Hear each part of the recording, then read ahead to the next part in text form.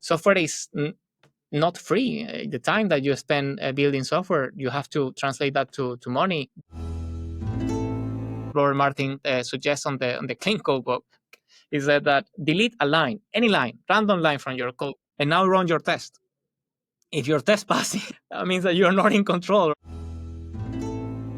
If you have been doing that and you have been maintaining your project up to speed with the latest dependencies, and you have been granular and you have been applying all the solid principles, why not refactor? Right? A rewrite has to be, I don't know, a demand that definitely from a very basic nature of design. The other rule is, like I told you, the new system doesn't add any new functionality. And it's very tempted for the developer who is working on the new thing to say, like, you know what, let's actually change this to actually make it better. And now we can do it. You can improve the performance, but you cannot change the behavior of that new thing, because that's it. You lose your deterministic machine. You lose the way to prove to your business that this thing works better. Today's guest is José Calderón, lead software engineer at JP Morgan Chase in Glasgow, Scotland. He's a Google Developer Group organizer, community leader in the Java and Spring ecosystem. He's delivered many conference talks around the world. He has talks comparing software to aloe vera, to applying Gaudi-inspired architecture decision, and whether he's demystifying tech across Europe or shaping tomorrow's engineers, Jose combines plant wisdom, software design, and a flair for the creative. So let's dig in. Welcome, Jose. Thank you, Dan. Thank you so much for the invitation. It's also very good to see you. And it's good to see you too. How's it going? Good. I think I'm going to start with some questions. We just want to make it clear that what we're talking today is Jose's opinion and nothing related to the opinion of JP Morgan Chase. He's invited as a guest to talk about his very impressive engineering career. So let's get started with that. What made you become an engineer, a developer? How did you get started? That's a good question. I think I got started playing. I don't know about you, but I got my first computer in 1992, 1993. And the first thing that I tried with the computer was trying to play a game. That was the first thing. And I think I broke that computer so many times that at some point my dad was really upset with me. So I think that I jumped into software engineer trying to fix the computer and not having my dad to take me to the shop and pay again for the fixing of that computer. No? And I remember 1998 installing internet. It's actually something that actually happened. No, you had to install a bunch of software in order to get connection online, and that was a dramatic change because you can imagine that I was not only limited to the games that I was able to get from my friends on those discs. No, now you can download games, and you actually have access to IRC channels to ask for people like, oh, I'm stuck with this. How can you help me with that? And it was too addictive, I guess, to fix issue after issue after issue. But even before that, right, my favorite games have been always Legos, because there was no limit to the things that I was able to create. So I always correlate the software engineer aspect of creating something, building something cool with pretty much nothing, just the computer, right? That's all the thing you need. You can build wherever you want and play around the entire days. Compared to, I remember one time I was obsessed with a chemistry set, and I wanted the chemistry set, because I can create things with the chemistry set. And it was so disappointing when I got the chemistry set and the instructions said, like, the coolest thing that you can create is a crystal. And I said, like, I don't want to build a crystal. I mean, there is nothing I can do with a crystal, at least not at an age 8 or 9, right? It's like, cool, I have a blue crystal that does nothing to me. But the Lego was a completely different game changer. So I guess from an early stage, I knew that I wanted to do something like that, to just play the entire day creating something. Yeah, that's very cool. And then how did it evolve? Like, did you go to computer science degree? Did you get it in college? How did you took your first steps in the getting paid as an engineer? Yeah, well, I finished my school and my high school in an island in the Caribbean. I'm from Venezuela originally. And even though I was born in the capital, in Caracas, my family decided to move to the island when I was around 12. And there is a university in the island that runs the program of computer science. So that was like my second option. My first option was doing music, but to do Okay. music, I had to go to the capital. So I said, like, you know what? I joined the computer science in the island, and later on, I will catch up with the music career, which I never done. But it's on my to dos. So that's how I started with the computer science career, and it took me 5 years to get the degrees. And as soon as Okay. I finished the career, I landed a position. Not so much as a developer. It was very interesting. My first, I was already getting paid to build software, and my first software I remember it was websites. Okay. The first website was in, I don't know, 2001, 2002, with front page, and I was deploying with FTP Qt or something around that.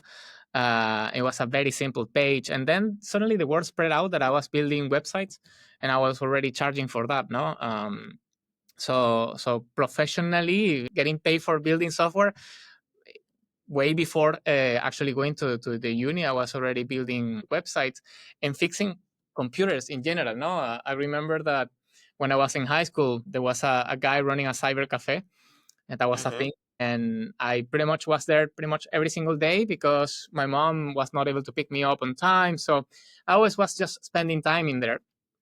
And at some point, the guy started having issues with the computer, and I was like, "Yeah, you have to do blah blah blah blah to fix it." And the guy like, "Really? Yeah. And what about this one? Ah, that's even more easy. You can just do that that that and get fixed."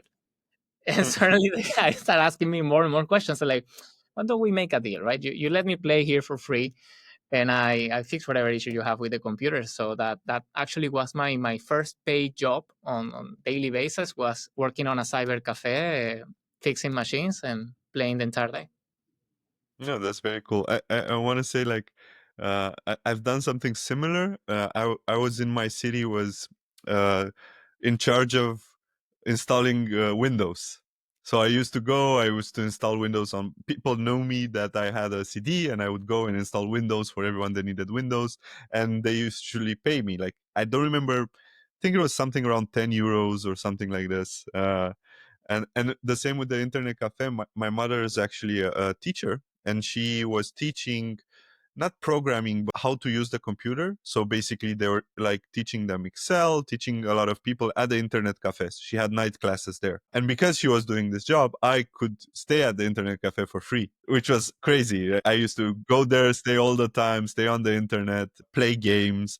The only downside was if there was a paying customer and that customer wanted to sit at my computer, I had to move. When it was full, I had to move away. But yeah, c'est la vie. It was a very interesting time, the times of the internet cafes, the community, and the sense of I don't know, learning from the person sitting next to you. You know, I think we Yeah, move it to now the to Stack Overflow and all these tools and all these chats and communities that we have now. But I think not to at mention ChatGPT. not to mention the now fancy LLMs and all that. But at that time, I remember it's just like I know a guy who knows a guy who knows a guy who knows a guy, right? And Yeah, suddenly the cyber cafes was the center for meeting and learning from fantastic people. yeah, that's true. So you're part of the Java ecosystem. Say, what made you choose Java? Is it your favorite programming language? What do you like to code with? Good question. When I say I'm part of the Java ecosystem, I am a heavy user of Java. I do not. I probably don't have the time to contribute back to the Java community, but every time I have the opportunity to meet anyone who contributes to the Java ecosystem, I really appreciate it for what they do, and the Spring community, as well. My favorite language, yeah, by far. I'm very type safe oriented developer, object oriented as well. I love the visualization of objects in my mind, and the way of abstraction to explain issues and things like that. Object comes right into place. Very early in the uni, I remember that my first language was actually C++, Yeah. and we were running on the Borland IDE. It was a very ugly IDE. It was a blue screen, and I think that the text by default was in yellow. So you will just running blind by this. Wow. second semester you were just getting a little bit blind. And I remember that the second year there was a teacher who was introducing Java into the uni, and I remember that we were using JCreator as an IDE. And you can imagine the jump, no? Suddenly this is way more friendly for us, and the language. I'm not gonna compare C++ to Java for many reasons. No, each one has their purpose, but for a first year university student, and it was fantastic. Even though there was only one book or two books in the library of Java at the time, so you can imagine that you had to do the queue. No, I remember waiting in the library for because I knew the person who had the book and just waiting like do not return it. Just I return it for you and I pick it up now. And since then, that has been the language of preference for. When I say preference, to build enterprise application, no, then Spring come along. And I think the for me the benefit of using the Spring framework is getting something that is production ready, right? Compared to other combinations between languages and framework, you have to opinionate a lot and you have to provide a lot of setup and configurations and making sure that you don't deploy this and deploy that in order to be production ready, no? For me, with the Spring ecosystem and Java, you can get from a prototype to something in production very, very, very fast, knowing that the thing will be safe to deploy. And the community around the language is just fantastic. I mean, I haven't met anyone around this community who has been neglecting giving a hand for something or refusing to provide documentation on something like that. And if you look at the Java ecosystem, the evolution of the language, we're getting a new version every 6 months now. So it has been catching up with a lot of the depth, the gaps between the JVM language ecosystems in the past few years very fast. So it has been very exciting to be a Java developer, at least for the past 2-3 years. It has been fantastic. Oh, I'm glad to hear that. Like, I'm personally a front-end engineer mostly. I do back-end I've started with PHP, mostly Laravel, WordPress, Magento, stuff like that. But I have dabbled in Java as well. At my previous company at Glovo, we had a really big monolith that was written in Java. I don't remember, it was not Spring. They were using a different framework, which was not that pleasant. Mm-hmm. I think it was called Play or something. Never heard of it. And yeah, and then we started migrating the big monorepo to microservices. And then we were using Kotlin as the default language instead of Java. Very cool. I mean, for me, it wasn't straight away to Java into the enterprise. I think I did the pretty much the same path as you. I think PHP was the big thing, no? To deliver web applications at the time was the thing that most people require and still require. Yeah, And yeah. It's it super fast. super fast, no? It was mostly when I started working on enterprise applications that were not literally web applications, mostly CMS. Then I saw the usage of Java and I was like, this is my first language. So it's like it was just maybe a lucky thing that that was the thing that they were using. Yeah, that's good. What do you think is the best complementary stack to use with Java? Like, what would you use as a database? What would you use as a infrastructure layer? Google, AWS. What do you think works the best? I think Java as a language, one of the benefits of selling point of Java is that building once run it everywhere. No, it's like you're Yeah, not yeah. really to anything because you have the beauty of the virtual machine that pretty much spin ups and runs whatever you want. So I would say like if you want to be a on-demand Java developer, the first thing that complements very well is the Spring framework.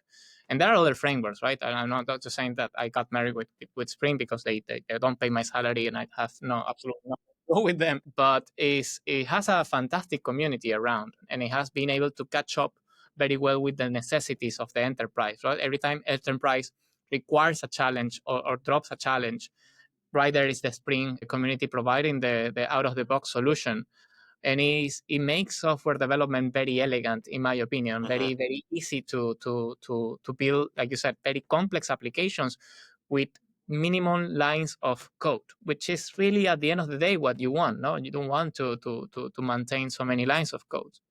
Now, in terms of deployment and infrastructure, it has adapted very well. If you're good with Java and you're good with the Spring framework, you're the world's your oyster. You can just deploy wherever you want.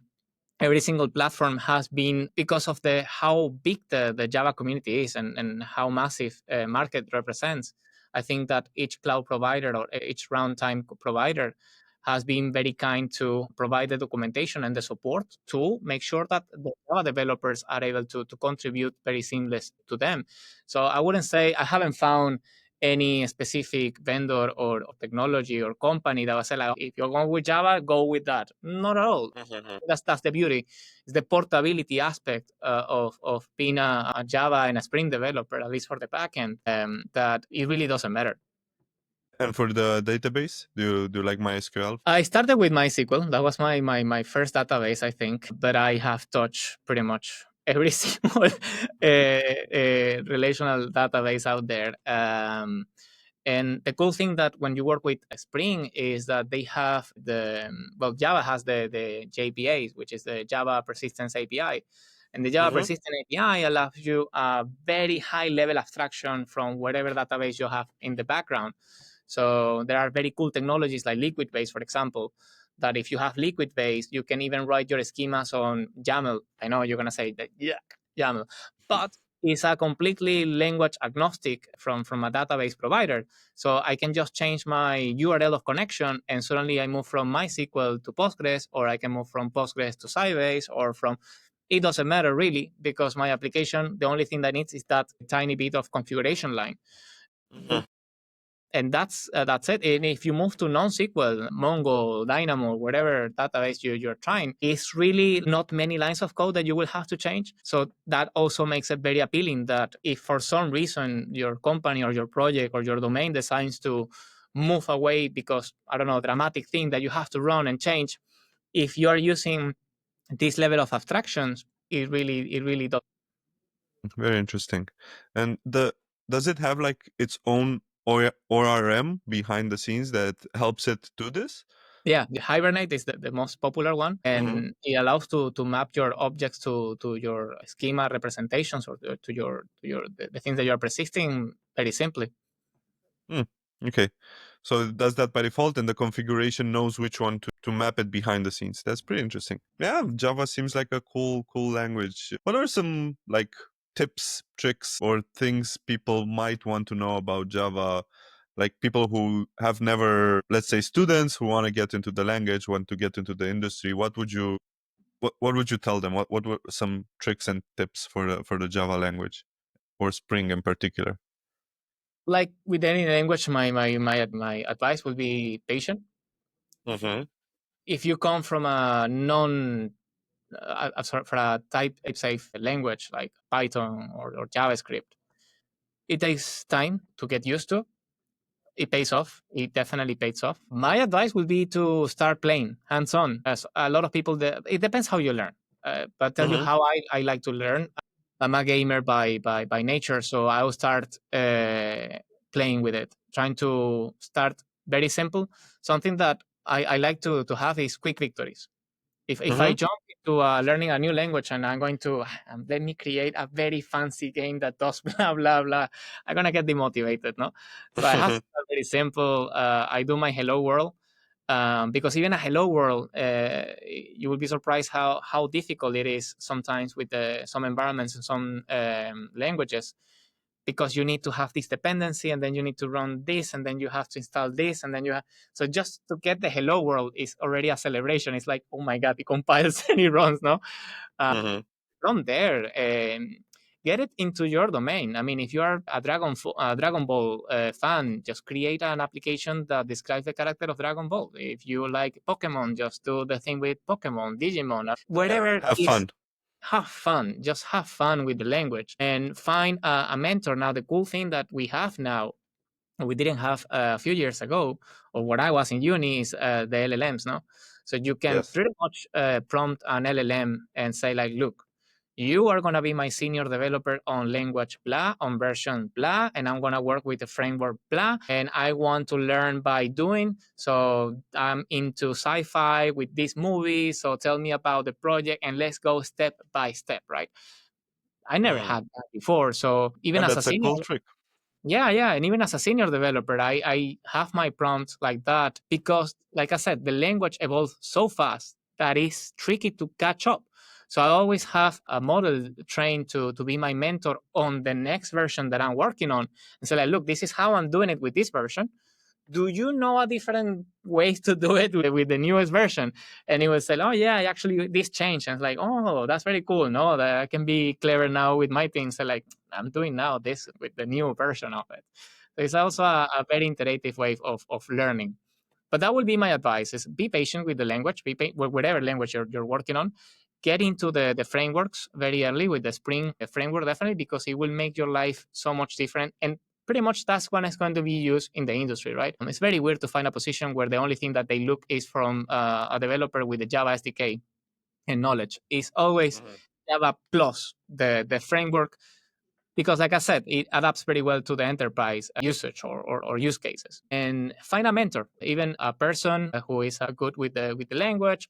Or if you are not able to find a mentor, or you don't have the time, or your mentor doesn't have the time to spend the time with you, any of the LLMs they're very good at the moment to train them and be the guide for you. That's some really cool advice.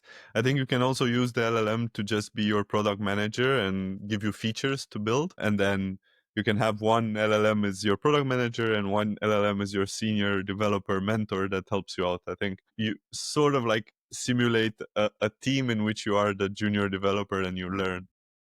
Why not? It could be some cool.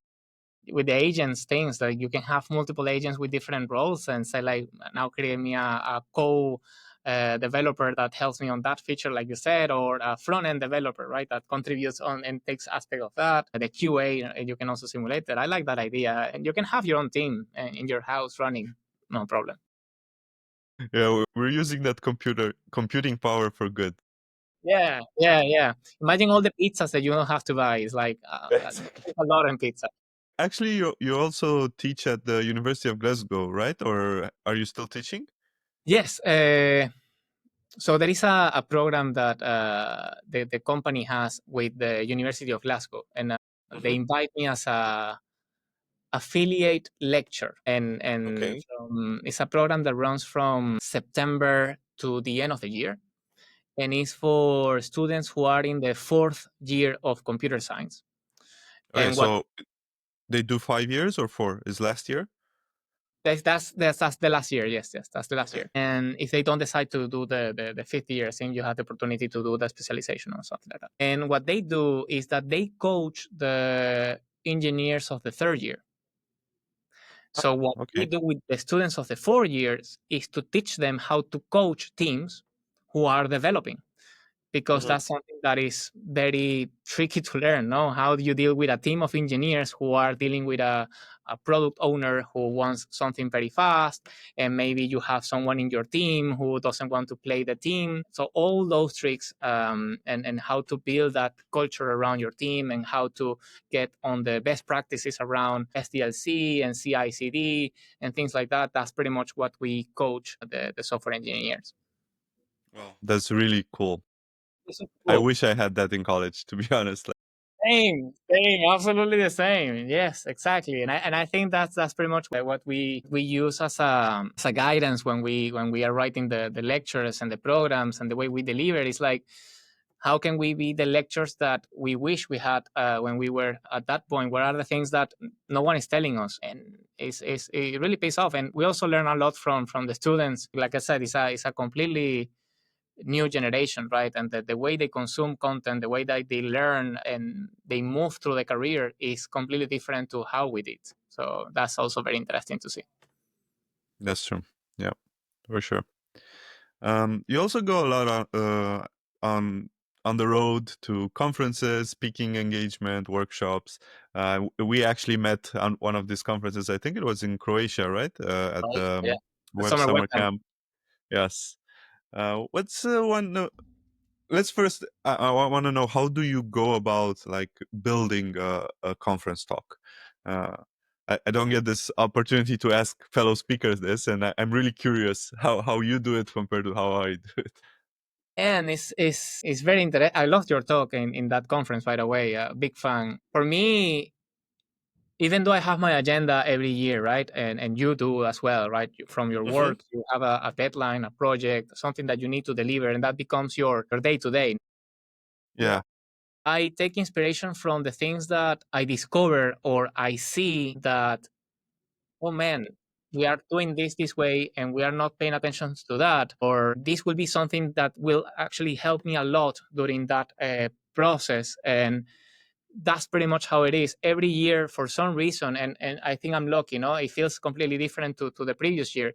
There is something always going on, and as part of the process of that continuous learning, there is something on the side that I say, like, why this is very important, and maybe I can talk about the importance about these things and I can evangelize it a little bit. So I use my team. My team is actually my first audience that I test my Mm-hmm. talk. It's like, do you guys think that it will be interesting? And then if they think like, yeah, cool, like, it goes. But if they think like it's too boring, I try not to tackle. And then that's the other thing, no? How do I make it engaged? No, how do I create a narrative, a storyline that people actually going to remember? And that's pretty much how I use the analogy with Antoni Gaudi, or the plants of aloe vera. Mm-hmm. I don't know. During the pandemic, I created the aloe vera because my wife went from one plant to 87 because there was nothing else to do. You know what I mean?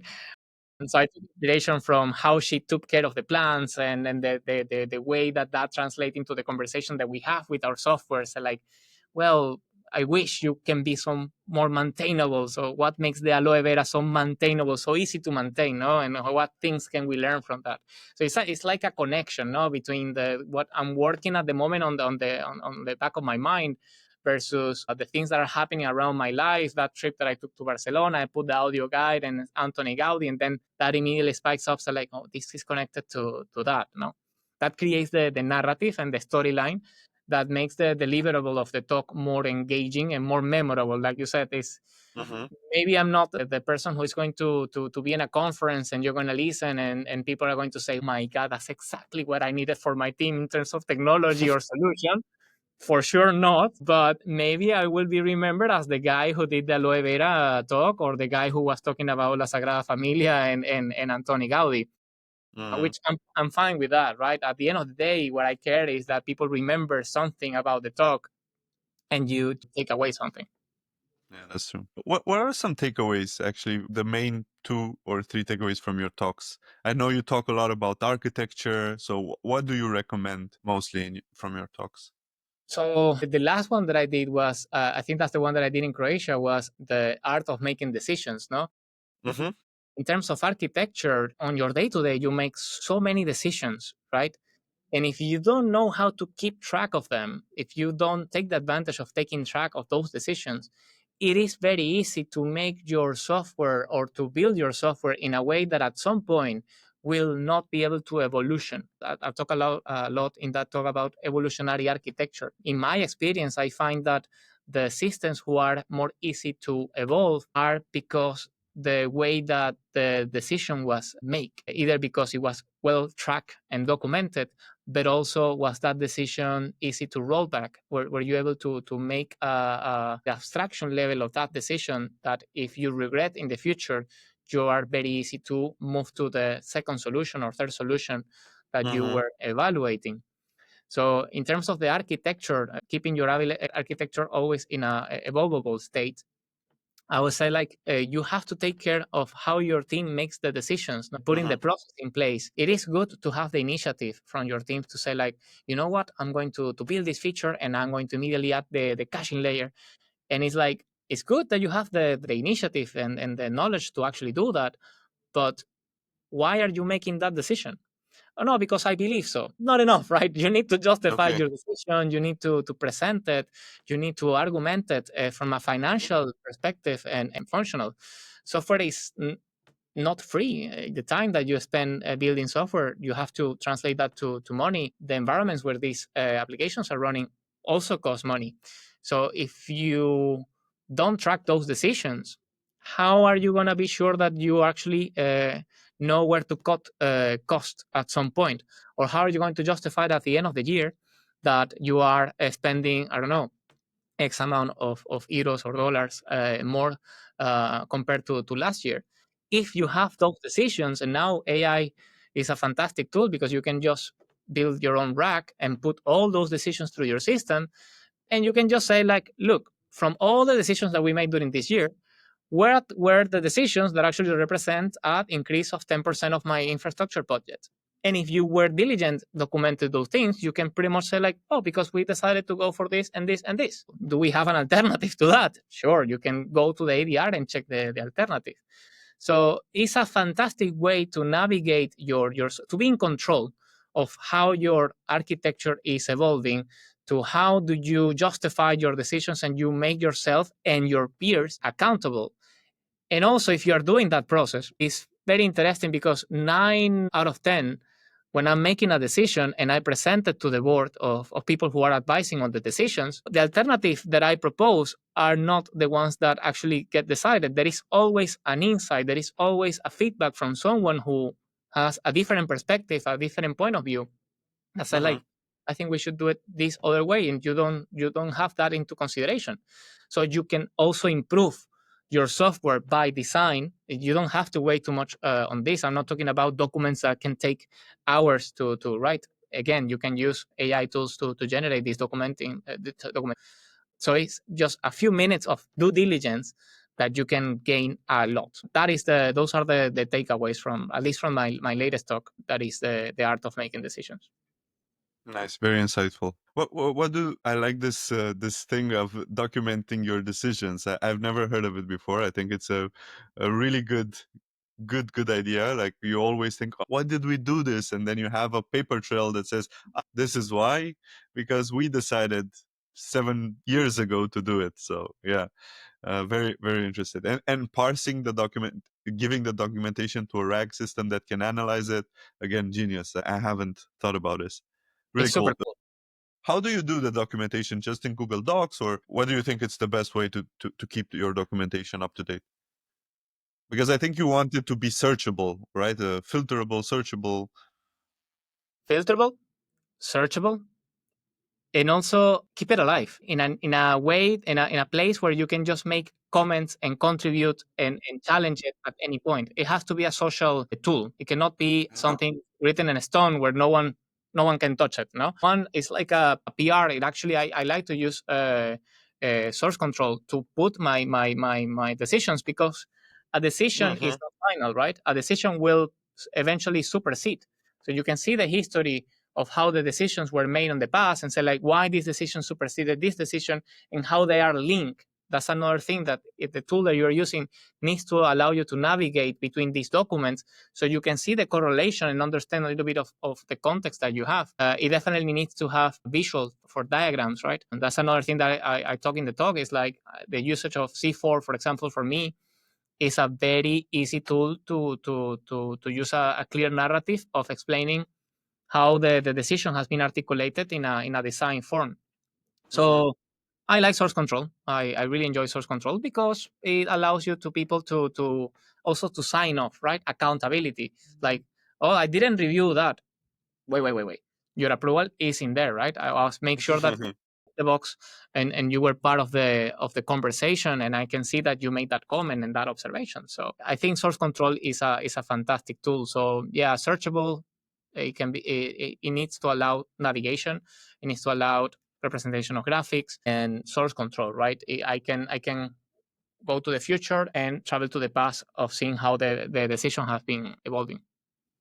And that's pretty cool. I also had in my startup now we have an architecture decisions folder, but I think we call it something else, where we have MD files with all our decisions making, and I like it because you also can give it to Cursor or whatever IDE you're using that has access, and they can see how the architecture of the repo is, and I think it's a really cool solution. Beautiful. Yeah, I like it. Having PRs and they get approved. It's such a cool idea. Yeah. And you can actually correlate it to the code, right? I mean, you can, if you're writing your code and you can have an agent or something that evaluates the aspect of whatever code you're doing, and it can immediately send a communication to the model that has been trained on those decisions and give you feedback very early and say like, hey, look, careful, you're contradicting yourself versus here. So it's very cool.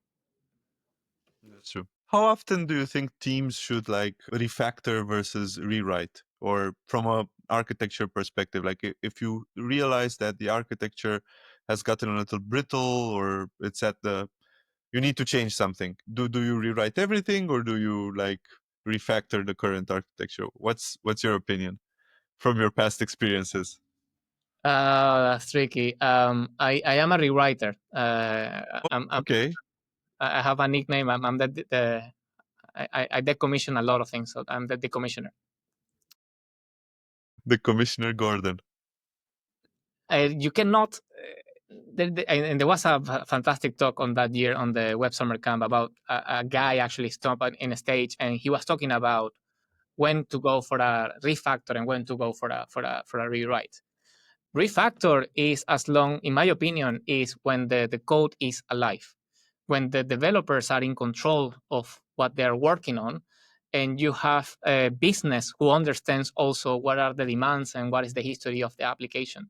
So in that sense, refactor, and you have the coverage of the unit tests, and you have a sensible code that you can actually read and understand, even if you are not being participant of that code base for a long time. Why will you rewrite, right? If you have been doing that and you have been maintaining your project up to speed with the latest dependencies, and you have been granular and you have been applying all the solid principles, why not refactor, right? A rewrite has to be, I don't know, a demand that definitely from a very basic nature of design you cannot satisfy. That then is you not allow me any option, and I'm definitely have to rewrite. And rewrite is scary for developers and for business as well, right? Because when you tell your business that you need to go for a full rewrite, pretty much what they hear is that you need to build again what they already paid for it. That's Yeah. pretty much and the promise of a rewrite, it doesn't mean that you're gonna fix the issues from scratch. In fact, you can go for a rewrite and make the same mistakes or even worse mistakes that the current application. Your current application becomes your frame of reference. If that thing that you are rewriting for some reason has a delay or creates an error or a problem to your business, they're always going to tell you in your face, my previous application was better. So reasons to do the rewrite is, well, quite the opposite, right? As an engineer, you're not in control. When are you are not in control? Well, when you make a change on the door and suddenly in your garden there is an issue, it's like, how is these two things connected? You're pretty much lost of the if you delete a line, for example. That's an exercise I think Robert Martin suggests on the clean code book, is that delete a line, any line, random line from your code, and now run your test. If your test passes, that means that you're not in control, right? He's very puristic around the TDD aspect of it. If you open a class and it's very difficult for you to modify, to understand. I'm not saying that.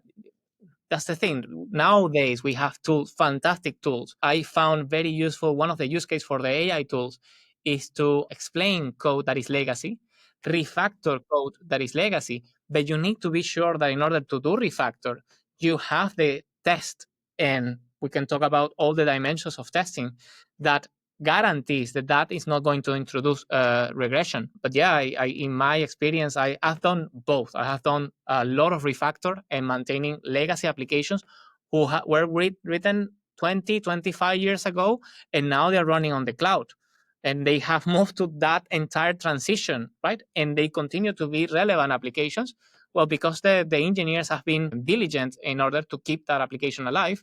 And I also had to work on projects where there is absolutely no way to touch that application without making the decision. Say like it is more cheaper and more benefit to rewrite it from scratch because the domain is easy to grasp. And nowadays, right, there are tools who are much better to fit for that purpose compared to 25, 30 years ago where that application was built. No, that's another thing to take into consideration that you can never point yourself in the it's very easy to judge and point out how you dare to make this blah blah blah.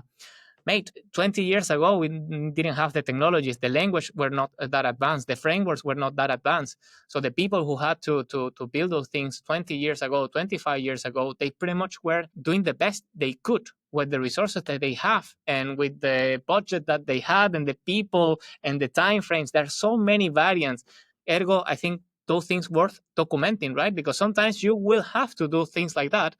But if you document, say like, you know why I did this? Well, because I only had 2 resources and they only gave me 5 days to actually deliver, but I will pay back in the future. You can read that now and say like, oh man, I completely understand you. You know what I mean? In I those do. days, yes, definitely. I think it worth to sit down and have a conversation with the business and say like, look, you're going to be in a way better position if you do a rewrite, because in the pipeline, I can see that you have A, B, C, D, E, all the things that you need to have. And if I rewrite the application, I'm not going to introduce change. That's a rule of rewriting. You don't introduce any new behavior. You just replace like to like. But the new things are gonna come like very easy, very simple, and very fast for you to be in a better position. But it's a very difficult point to sell. Yeah. I think one problem here that which I want your opinion on is if there are multiple teams, you obviously work with a lot of engineers, and you are rewriting a piece of code. Do you do a code freeze so other teams cannot touch your code that you're rewriting at this point, or how do you have it? I remember in the refactoring book they say, you basically split and don't let people touch what's already been implemented, because we had this problem at Glovo, like where we were refactoring and moving pieces into a microservice. By the time we moved a big piece into the microservice, the original code was already changed too much, like because we were 1,000 engineers pushing code every day. So what's your recommendation here? It's like I don't know if it's a framework, but it's a methodology that I apply. When they tell me, look, this piece of system or component or piece of code is going to be rewritten, you justify it, cool. The first thing that I do is an evaluation and assessment of that code. How many issues do we have per day on that specific code? Mm-hmm. If there are too many issues, right, it's a piece too critical and it's really in such a bad stage that is issue after issue after issue, you cannot stop operations. You cannot tell your business, shut it down, right? Because that is the printing money machine, period. Yep. Yep. So the first thing that I try to do is get with my team and get it as stable as I can, to a point that minimal issues, if none, better actually are in there. So once you make the investment to put whatever automation tool you can in place to mitigate the change of code, right? The issues can continue happen, but the way to sort it out are pretty much manually without touching the code, right? It's pretty much automatic. The next thing is adding telemetry, just logs or metrics that can give me a frame of reference, because I'm going to build something from scratch, right? I'm going to use that code, but not that code. I'm not going to copy any line of code to the new system, right? That will be a mistake because I'm going to make the same mistakes of the current code. But I do need telemetry. I do need to know how performant. I do need to know what the input is and what the output is, because that way you can just build your I think it's called, there is a testing approach called, can't remember the name, but you have your input and you have your output, and that pretty much is exactly how you could build, right? It's a deterministic system, so you can pretty much use that in your new system to input and represent exactly the same output. In fact, that's one pattern is called think functional testing I saw, or shadow testing, I think they call it. The two systems in parallel running, same input goes to the two systems, output you trust on your legacy, but you check the output immediately on your new system and you compare them, right? Characterization test is the name of the thing. You do your characterization and you pretty much know that output equals beautiful. the delay, and then just evaluate other aspects. But once your system is stable and you have done your telemetry and collected all the information that you want, printouts, systems, logs, whatever you want, that's it. You put a red tape around it, and no one ever is allowed to touch that piece of code without the authority of someone very, very senior. Because, like you said, if someone starts modifying that code and modify that component or system, unavoidable, you are going to waste a lot of time catching up with the new system. And the other rule is, like I told you, the new system doesn't add any new functionality. And it's very tempted for a developer who is working on the new thing to say, like, you know what, let's actually change this to actually make it better. And now we can do it.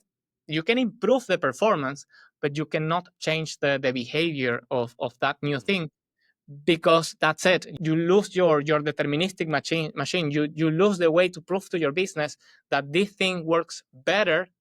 And when I say better, it's because it's more performant, less latency, or whatever, but it doesn't change the behavior. Yeah. Yeah. And very good points. But of course, to do you said, a really good refactoring or rewrite, you really need tests in place. So what does the perfect testing strategy look for you? Do you follow the testing pyramid where you have like unit tests at the bottom, some integration tests, few end-to-end? What do you think, in your opinion, is the best approach, especially working with enterprise software and Java in general? Yeah, I'm a backend, and the process that I work are very backend intensive application. I touch very little upfront, to be honest. So for the backend, your unit test. But the way I like to write my unit test is as documentation. So if you read one of my unit tests, you go to the class, but what I say is like, don't read the class, first read the test. Because by reading the test, I understand what the class is doing. And that's how I like to write my test methods. It's like, when you call this method, expect blah, because this is the behavior. Cool. So unit test as a documentation is something that I learned from I think Robert Martin again, Gregor. I can't remember who, or Ken Beck. I can't remember who said that your unit test should be also your part of your documentation, and I found that to be very true. So yes, unit test at the very core. Then of course, if your system is talking to another, you write yourself an integration test. But synthetic testing is something that I started using a while ago when I was introduced to event-driven. I love the event synthetic aspect of it. Drop synthetic events on your system on daily basis, and you just have to make sure that as they go through your system, they actually do whatever they need to do.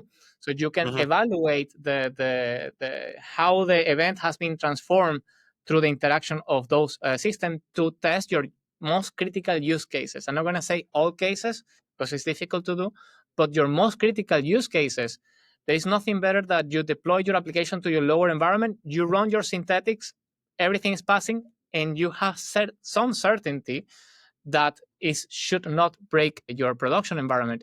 And even in production, if the compliance allows it and auditing allows it, why not? You run your synthetics once in a while, you have your synthetic events, and you are for sure that your critical path of integrating and talking to your system is actually working as expected. And I've been very fan of that methodology for a long time. Some people call it canary testing. Some other people call it synthetic testing. I don't know what name to use, but it's pretty much that's the simulation of your more critical use cases with events.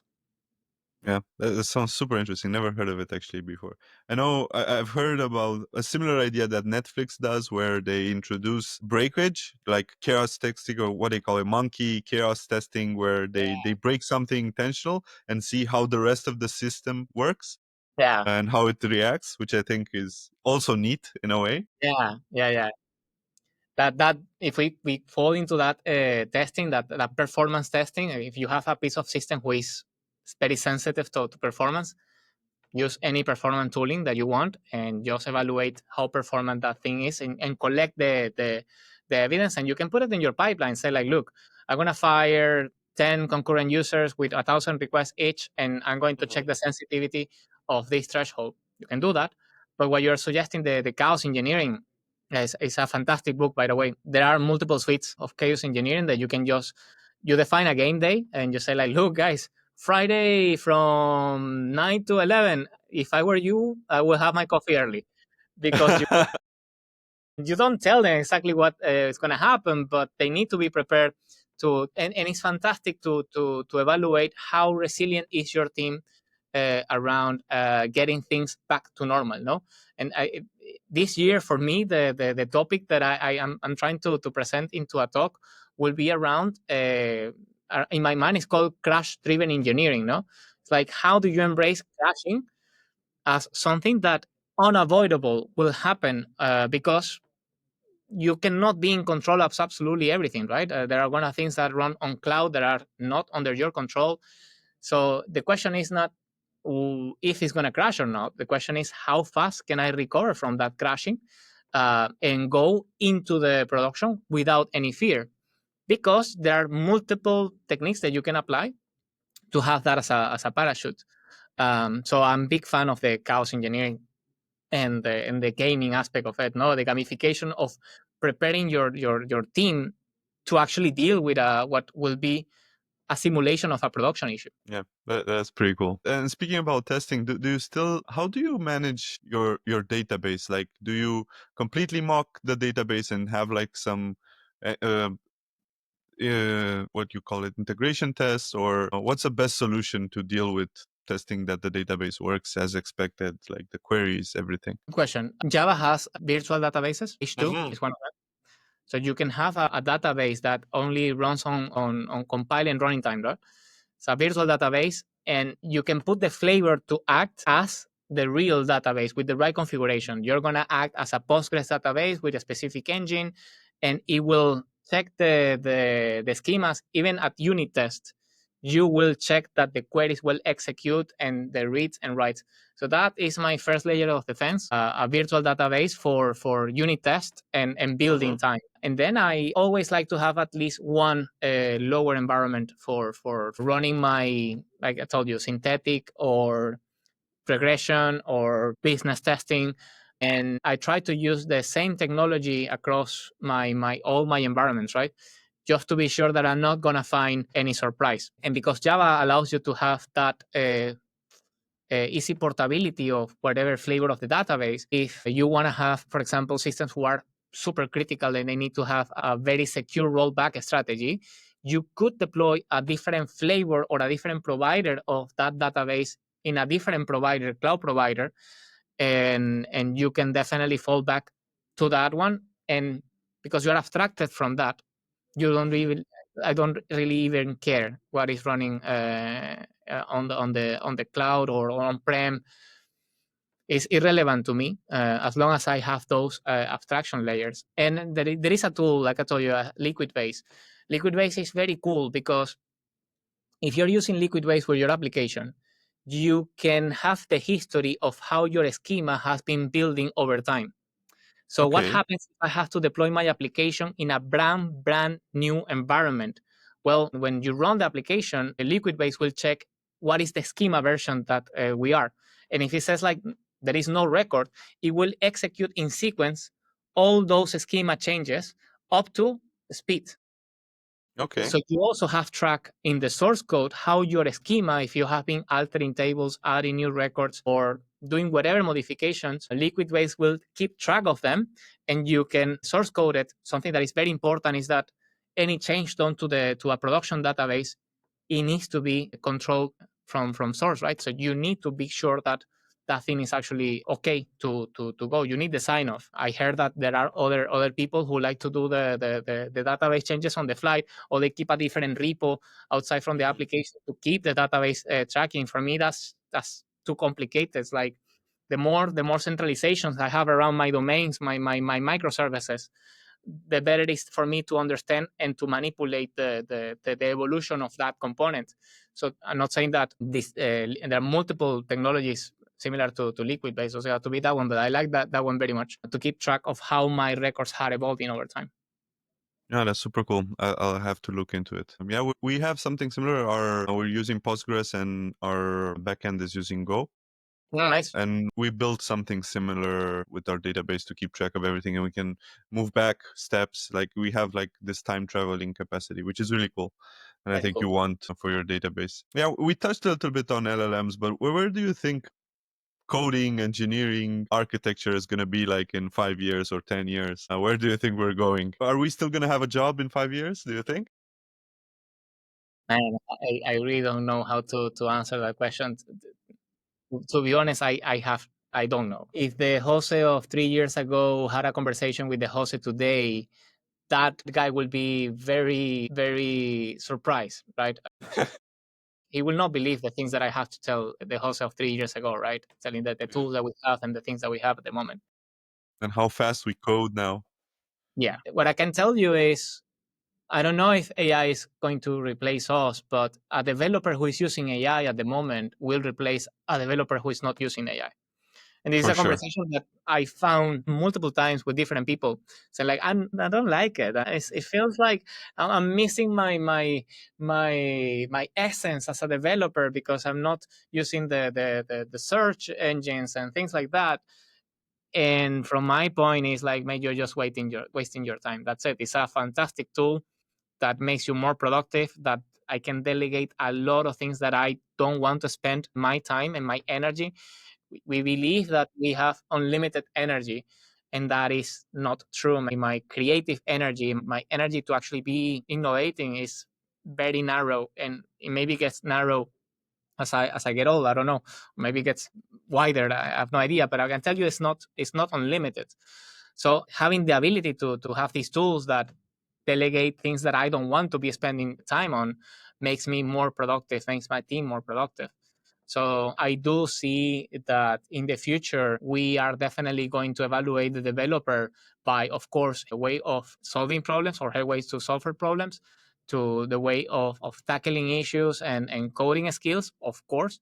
But how much do you get familiar working effectively with these tools? I'm not saying that make yourself a lazy developer by not writing a single line of code and get everything Mm-hmm. generated by the tool, because I've been using these tools for a long, long time, and they still don't generate the production quality code that I'm expecting to get, at least not yet. Not But it's a yet. No. very good starting point. It's a very good starting point, a bootstrap point where you say like, okay, I can take it from here and start working on something else. So, and it's not, I find it a skill that is not like, duh, anyone can prompt. And it takes time to actually work with these tools and to be good at the prompting. I think many people that get that blockade at the beginning say, I didn't produce what I was expecting. How effective was your way of prompting or warming up the model or make your model aware of what actually you needed to work with?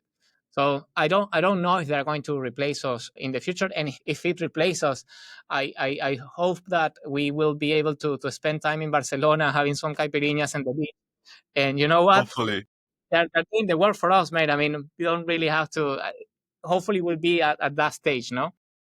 Yeah. But I don't see Hopefully I we're don't on see the beach and we can code from our phone.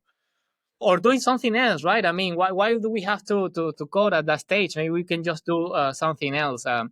We have been since the beginning of this science. We have been looking for ways to abstract ourselves from the code who is complex. No, from binary we went to bytecode. From bytecode we went to compile code.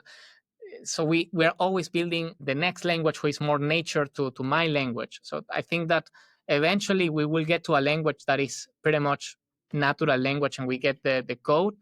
I think that those tools are trying to do it. Is it there yet? Not in my opinion, or not the ones that I have the ability to touch, but it's a fantastic productive tool that I think each developer or every developer should be touching at the moment.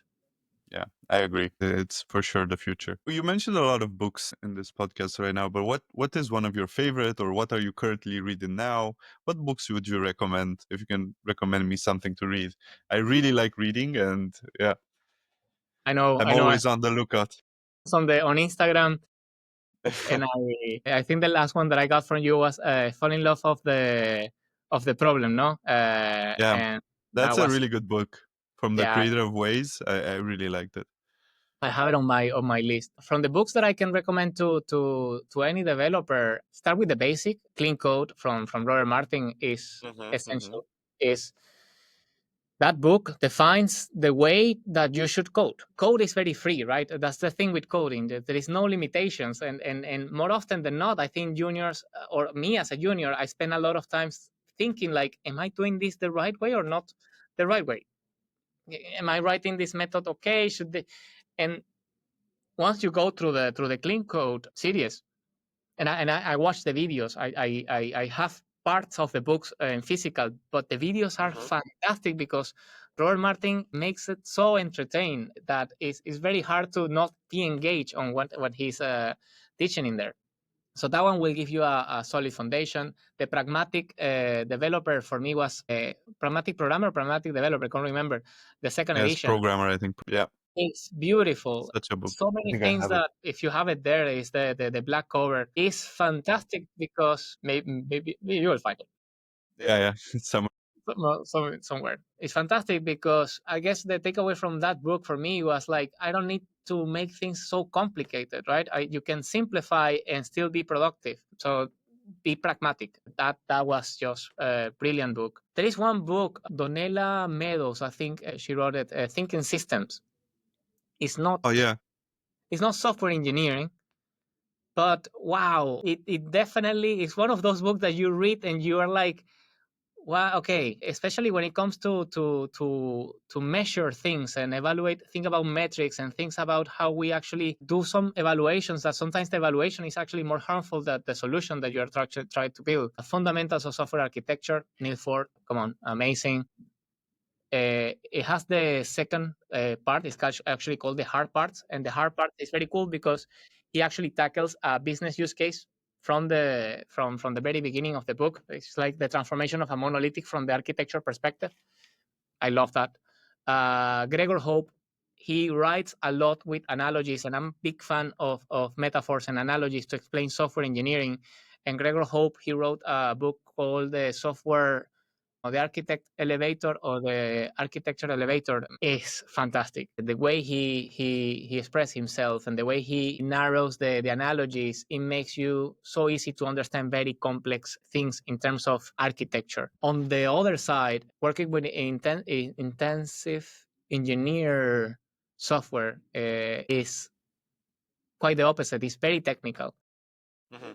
Covers a wide array of solutions that you have to know. It describes all the tools that you want in your build when you're writing intensive data or intensive throughput applications. And what I'm reading at the moment, I'm reading one from Gregor Hope, which is the family of the elevator, but for platforms. I cannot remember right now the title, but it's how to build platforms.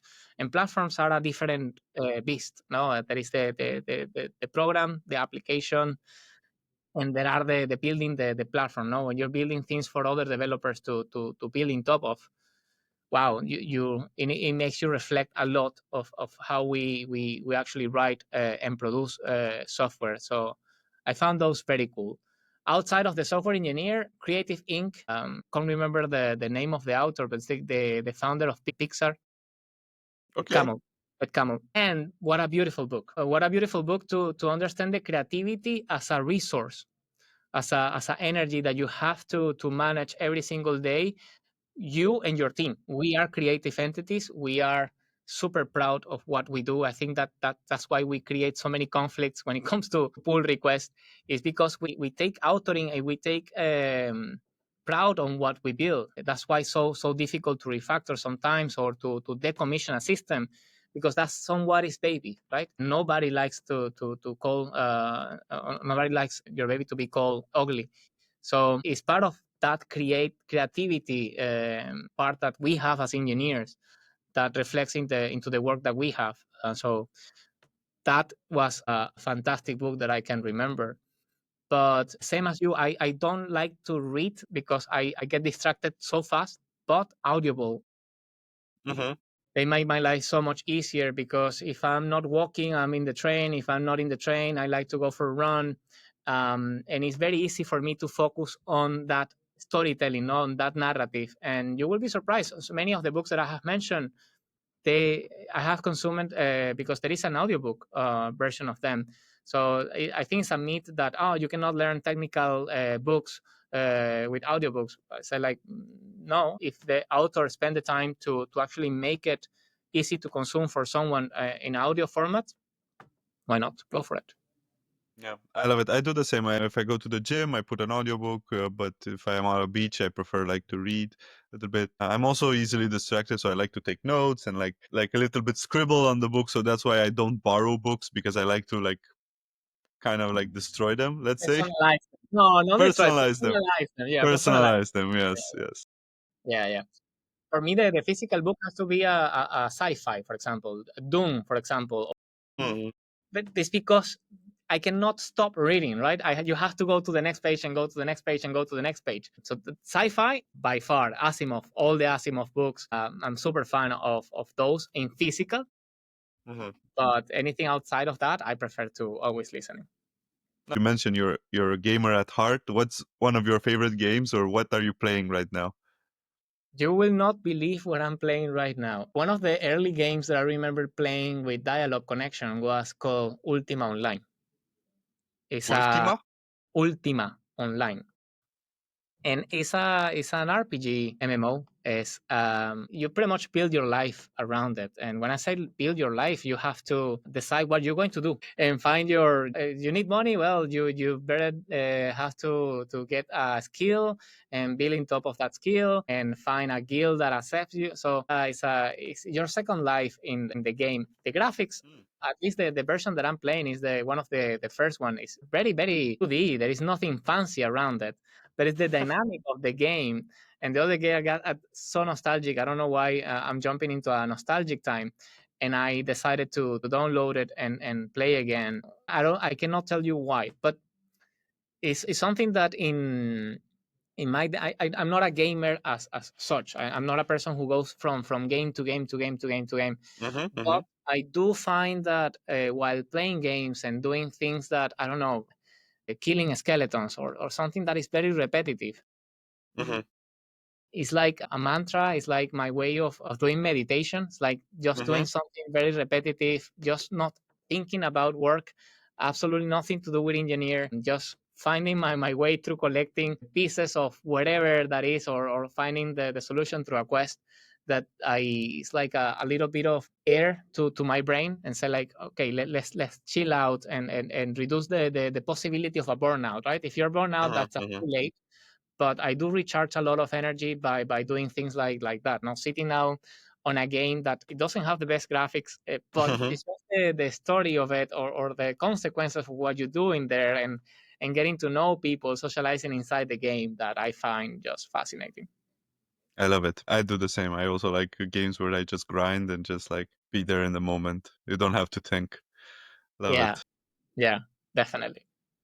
Thank you, Jose. Thank you for joining my podcast. It's been an absolute pleasure to have you. I think it has been the most technical podcast I had so far, and I absolutely love it. So thank you. Thank you so much for joining and for being an absolute amazing guest. Thank you for the invitation. It has been I cannot believe that the hour has already passed. Mhm. It's always great talking to you, and I really hope to see you again sometimes. Maybe in Barcelona, in the beach with the caipirinhas. Think about it. Please, yes. Whenever you're in town, hit me up. Will do. Will do. Thank you. Thank you. Bye.